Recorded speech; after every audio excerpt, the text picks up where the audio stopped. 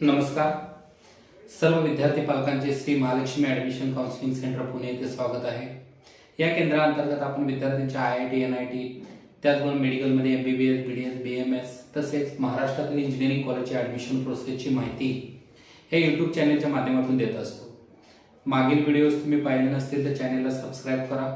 तसेच प्लेलिस्टमध्ये तुम्हाला इंजिनिअरिंगचे व्हिडिओ पाहायचे असतील तर इंजिनिअरिंगची प्लेलिस्ट वेगळी आहे. IITचे पाहायचे असतील तर IIT ॲडमिशनची प्रोसेसची प्लेलिस्ट वेगळी आहे. तसेच MBBSला ज्या विद्यार्थ्यांना ॲडमिशन घ्यायचं तर त्याची प्लेलिस्ट वेगळी आहे.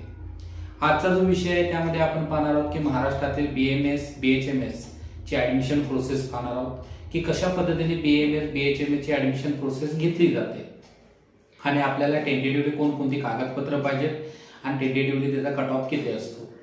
तर आता चाललेल्या माहितीनुसार जर आपण पाहिलं तर तुमच्या लक्षात येईल की जवळपास यावर्षी 25 लाख विद्यार्थ्यांनी रजिस्ट्रेशन केलेलं आहे नीटचं रजिस्ट्रेशन एवढ्या मोठ्या प्रमाणात झाल्यामुळे कट ऑफ 100% वाढण्याचे चान्सेस जास्त आहेत. कट ऑफ वाढण्याचे म्हणजे मार्क्स तेवढेच राहतात, फक्त तुमचा जो ऑल इंडिया रँक्स आहे त्या रँक्समध्ये मोठ्या प्रमाणात मुवमेंट्स होते. म्हणजे जर तुम्ही लक्षात घेतलं तर एखाद्या कॅन्डिडेटला 600 मार्काला यावर्षी रँक वेगळा असेल 2023ला, तर तो 2024ला तो रँक कमी येतो. त्यामुळे मार्क्स जरी सेम असले तरी तुम्हाला एखाद्या वेळी तुम्ही कॉलेजचे कट ऑफ वरनं कॉलेज सिलेक्शन करता, तर कॉलेज सिलेक्शन करताना तुम्ही काय पाहता तर मार्क्स पाहता. तर मार्क्स पाहताना तुमची गल्लत होते की तुम्हाला मार्क्सवर कॉलेज मिळत नाही. का मिळत नाही तर त्याच्या पाठीमागचं महत्वाचं कारण असतं तर तुमचे रँक्समध्ये आता जर 2023 मध्ये जर पाहिलं तर जवळपास 21 लाख मुलांनी एक्झाम दिली होती. त्यामुळे काय झालं की जे रँक्स स्कोर तर तेवढे मॅच होत होते पण रँक्स मध्ये फार मोठ्या पद्धतीने मुवमेंट होत होती. तर जे आपले विद्यार्थी होते त्या विद्यार्थ्यांचं सुद्धा सेम त्या परिस्थितीमुळे आम्हाला 2 ते 3 स्टेप खाली घेऊन त्या जे आमचे कॉलेज सिलेक्शन मुलांना रेकमेंडेड आम्ही कॉलेज यावर्षी देऊ शकलो नाही. त्यांना त्यांच्या स्कोरनुसार जे काय आम्ही टॉप 10 कॉलेजेस त्यांना सांगितले होते त्यामधले कॉलेजेस मिळाले, पण जे आमचे शुअर होते की आम्हाला हे कॉलेज मिळेल किंवा ते कॉलेज मिळेल तर ते मिळू शकलं नाही. हे जे कारण महत्वाचं म्हणजे व्हॉल्यूम वाढल्यामुळं रँक्स वाढतात, रँक्स वाढल्यामुळं सेम स्कोरचे कॅन्डिडेट्स वाढत जातात. ठीक आहे, तर हा विषय झाला, ह्या विषयावर आपण बोलत राहू. तर आजचे जे ऍडमिशन प्रोसेस आहे त्यामध्ये आपण नीट UG 2023-2024 बद्दल आपण बोलणार आहोत. Maharashtra BMS, BHMS admission process बद्दल बोलणार आहोत. आता ह्यामध्ये जो कोटा असतो ज्याला आपण महाराष्ट्र स्टेट कोटा, त्याच्यामध्ये विद्यार्थी महाराष्ट्र डोमेसाईल आहेत त्या विद्यार्थ्यांसाठी 85% कोटा असतो. त्यामध्ये तुम्ही जर महाराष्ट्र डोमेसाईल असाल तर यामध्ये तुम्ही ऍडमिशन घेऊ शकता. तसेच ऍडिशनल 15% कोटा एक वेगळा असतो, त्याचे 2च राऊंड होतात, त्याही माध्यमातून तुम्ही ऍडमिशन घेऊ शकता. त्याचबरोबर महाराष्ट्रातील जे डीम युनिव्हर्सिटीज आहेत तर डीम युनिव्हर्सिटीज मध्ये सुद्धा तुम्ही AA-CCC च्या माध्यमातून तुम्ही ऍडमिशन घेऊ शकता. आता जनरली याला जे मार्क्स पाहिजे ते कसे पाहिजे तर BMS, BHMS हे अंडर ग्रॅज्युएट मध्ये येतात. अंडर ग्रॅज्युएटसाठी जसं आपण MBBS, BDS चा जो क्रायटेरिया तो सेम इथं लागू होतो. तुम्हाला PCB ला 50% ओपन जनरल आणि EWS साठी आणि कॅटेगरी स्टुडंटसाठी 40% म्हणजे 120 मार्क्स. PCB ला फिजिक्स, केमिस्ट्री, मॅथमॅटिक्स सेम. नीटचे मार्क्स आहेत ते 50% जनरल EWS ला जे काही क्वालिफाय स्कोर असेल तो मागच्या वर्षी MBBS, BDS चा क्वालिफाय स्कोर 137 होता. सेम कॅटेगरी स्टुडंटसाठी हा 40% जो काय 107 होता मागच्या वर्षी. आता यामध्ये जर आपण पाहिलं तर गव्हर्नमेंट BMS कॉलेजेस आहेत जवळपास 20 ते 22 गव्हर्नमेंट कॉलेजेस आहेत. आता जे गव्हर्नमेंट कॉलेजेस आहेत यामध्ये तुम्हाला जर ऍडमिशन घ्यायचं असेल तर तुमचा जो स्कोर आहे जो मोस्टली मुलाचा प्रेफरन्स असतो की MBBS नंतर BMS. मॅक्सिमम मुलं डेंटलला जात नाहीत, डेंटलपेक्षा BMS ला प्रेफरन्स मुलाचा प्रेफरन्स हा जास्त असतो. ज्या मुलांना गव्हर्नमेंट सोडल्यानंतर ज्यांना सेमी गव्हर्नमेंट मिळू शकतं पण फी जास्त किंवा कमी जास्त असल्यामुळं मुलं काय करतात की गव्हर्नमेंट BMS ला प्रेफर करतात. आता यामध्ये जवळपास 20 ते 22 गव्हर्नमेंट कॉलेजेस आहेत. त्यामध्ये असेल BA पोद्दार असेल, RA पोद्दार कॉलेज, आयुर्वेदिक मेडिकल कॉलेज मुंबई आहे. याची स्थापना 1941 ची आहे. फीज जवळपास तुम्हाला 59,000 आहे. त्याचबरोबर हॉस्टेल इथे अवेलेबल नाही.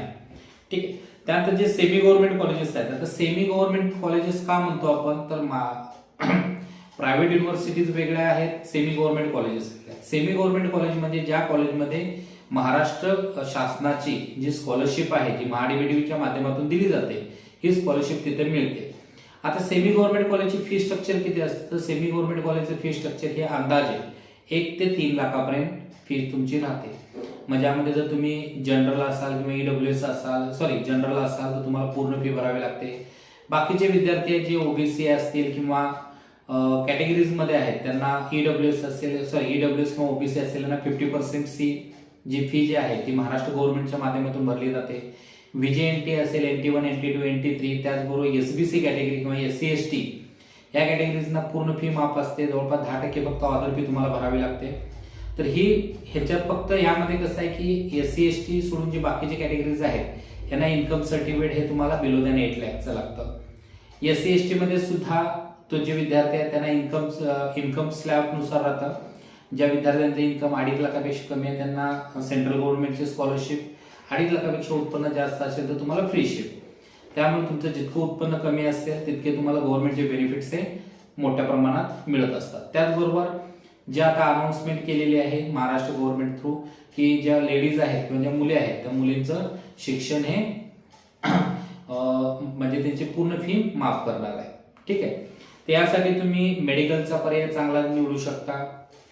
त्याचबरोबर ज्या विद्यार्थ्यांना 250-300 स्कोर आहे, 300, 350 आहे, ही विद्यार्थी सुद्धा BAMS ला ऍडमिशन घेऊ शकतात. त्याचबरोबर ज्या विद्यार्थ्यांना कर्नाटकमध्ये BAMS ला ऍडमिशन घ्यायचं तर कर्नाटक CET देणे या वर्षीपासून कंपल्सरी आहे तुम्हाला कर्नाटकमध्ये घ्यायचं असेल तर.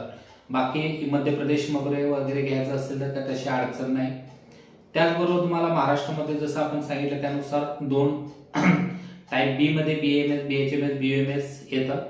तर ह्यामध्ये जी काही ऍडमिशन प्रोसेस होते त्यामध्ये 2 राऊंड महत्वाचे आहेत, पहिला आणि दुसरा.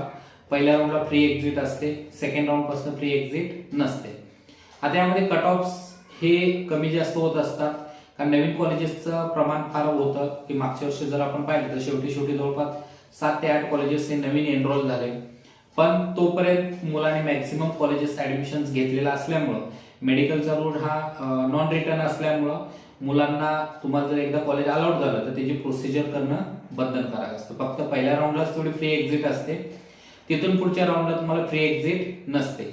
त्यामुळे तुम्हाला जे पाहिजे तेच कॉलेजेस तुम्हाला आधीच सगळे जे काय तुमचे काउन्सिलर असतील किंवा जी काय तुमच्याकडे माहिती उपलब्ध आहे त्या माध्यमातून तुम्हाला कॉलेजची लिस्ट प्रॉपर बनवावी लागते, अंडर गायडन्स करावं लागते. प्रोसिजर फार क्रिटिकल प्रोसिजर आहे. तर ही प्रोसिजर कारण कसं होतं की इंजिनिअरिंग मध्ये कसं असतं की कॉलेजकडे डेटा जातो की कॉलेजला माहिती होतं की कोणता मुलगा आपल्याकडे ऍडमिशन घेणार आहे. पण तसं मेडिकलच्या बाबतीत नसतं, कॉलेजकडे कोणत्याही पद्धतीचा डेटा जात नाही. आपल्याला सुद्धा मिळालेलं कॉलेजचे फी स्ट्रक्चर प्रॉपर माहिती नसतं, त्यामुळे आपल्याला DD काढावा लागतो. DD काढण्यासाठी आपल्याला वैयक्तिक त्या कॉलेजला त्यांचे वेबसाईट असेल किंवा जे काही इन्फॉर्मेशन ब्रोशरमध्ये जे काही कॉन्टॅक्ट नंबर दिलेले आहेत त्या कॉन्टॅक्ट नंबरला कॉन्टॅक्ट करूनच आपल्याला त्या पद्धतीने DD काढायला लागतो. त्यामुळे थोडीशी क्रिटिकल प्रोसिजर असल्यामुळं बरेच विद्यार्थी काउन्सिलरचा सल्ला घेतात. तर आपले सुद्धा विद्यार्थी असतात त्यांची ऍडमिशन प्रोसेस आपण करत असतो. त्यानंतर जे काही मॉपअप राऊंड असतात ज्याला आपण स्टे वेकन्सी राऊंड्स म्हणतो, तर स्टे वेकन्सी राऊंड्स मध्ये कसं होतं की जी मुलं आहेत ज्याला स्टे वेकन्सी मध्ये की तोपर्यंत व्हॉल्यूम हा कमी होत आलेला असतो आणि त्यात नवीन कॉलेज एनरोल झाल्यामुळं की बरेच कॉलेज कट ऑफ खाली येत असतात. त्यामुळे ज्या विद्यार्थ्यांना ऍडमिशन घ्यायचं आहे तर तुमचे जर पेशन्स असेल तर तुम्ही BAMS, BHMS ला ऍडमिशन घेऊ शकता. आता यामध्ये जसं मी तुम्हाला सांगितलं की BAMS चे जवळपास 20 ते 22 गव्हर्नमेंट कॉलेजेस आहेत आणि जवळपास 80 ते 100 सेमी गव्हर्नमेंट कॉलेजेस आहेत. त्यानंतर आपण जर पाहिलं तर आपल्याला कोणकोणते कागदपत्र लागतात. कागदपत्र लागताना महत्वाचा जो विषय आहे त्यामध्ये आपण पाहू शकतो तर नीटचं जे आहे नीट एक्झामच्या माध्यमातून आपल्याला 3 डॉक्युमेंट मिळतात. त्यामध्ये नीटचं ऍप्लिकेशन असेल, नीटचं हॉल तिकीट असेल, त्याचबरोबर नीटचं स्कोर कार्ड असेल. हे तिन्ही डॉक्युमेंट तुम्ही साईडला काढून ठेवणं गरजेचं आहे. त्यानंतर तुमचं नॅशनॅलिटी सर्टिफिकेट, डोमिसाईल सर्टिफिकेट, त्यानंतर विद्यार्थ्याचं 10th स्कोर कार्ड ज्याला आपण सर्टिफिकेट म्हणतो त्याच्यावर बर्थ डेट पाहिजे. त्यानंतर तुमचं 12th score card, LC, income certificate असेल तर त्याचबरोबर जे कॅटेगरी स्टुडंट आहेत त्यांना कास्ट सर्टिफिकेट, कास्ट व्हॅलिडिटी, बाकीच्या कॅटेगरीजना कास्ट सर्टिफिकेट, कास्ट व्हॅलिडिटी, त्याचबरोबर तुमचं नॉन क्रिमिनल सर्टिफिकेट. EWS मध्ये असेल तर ते विद्यार्थ्यांना EWS सर्टिफिकेट लागेल. त्याचबरोबर जे हिली एरियातून कॅन्डिडेट आहेत ते हिली एरियाचं सर्टिफिकेट असेल तरी सुद्धा तुम्हाला त्याचं रिझर्वेशन बेनिफिट्स मिळतो. त्याचबरोबर महाराष्ट्र कर्नाटक बॉर्डरमध्ये कॅन्डिडेट असतील तर महाराष्ट्र कर्नाटकचं सुद्धा तुम्हाला बेनिफिट मिळतो. त्यानंतर मेडिकल सर्टिफिकेट असतं, परफॉर्मा H म्हणतो आपण त्याला, ते आपण तुम्हाला ऑफिसच्या माध्यमातून किंवा वेबसाईटच्या माध्यमातून परफॉर्मा एज तुम्हाला मिळतो, तो मेडिकल सर्टिफिकेट आपल्याला अपलोड करावं लागतं. तर अशा पद्धतीनं जे ओरोफन असतील, मायनॉरिटी कॅटेगरी आहेत, त्यांचे जे काय परफॉर्मा आहे ते तुम्हाला डिस्क्रिप्शनमध्ये दिलेले आहे, ते तुम्ही पाहू शकता. तर ज्या विद्यार्थ्यांना BMS BHMS ला ऍडमिशन घ्यायचं आहे, तर ह्यासाठी तुम्हाला जे काय मी ऍडमिशन प्रोसेस सांगितली हे सर्व तुम्हाला फॉलो करणं गरजेचं आहे. त्यामध्ये जे काय रूल्स सांगितले ते रूल्स दरवर्षी बदलत असतात, तर ते रूल्सला तुम्ही फॉलो करा. धन्यवाद. बाकीचे आपण आता BMS BHMS कॉलेजचे कट ऑफ या सिरीजमध्ये पाहणार आहोत. प्रत्येक कॉलेजचे कट ऑफ हे तुम्हाला दिले जातील आणि सांगितले जातील, जेणेकरून तुम्हाला ऍडमिशनचे जे चॉईस फिलिंग आहे, चॉईस फिलिंग करताना सोपं जाईल. धन्यवाद. चॅनेलला नवीन असाल तर चॅनेलला सबस्क्राईब करा, तसेच आपल्या फ्रेंड्स अँड रिलेटिव्हला शेअर करा. धन्यवाद. थँक्यू.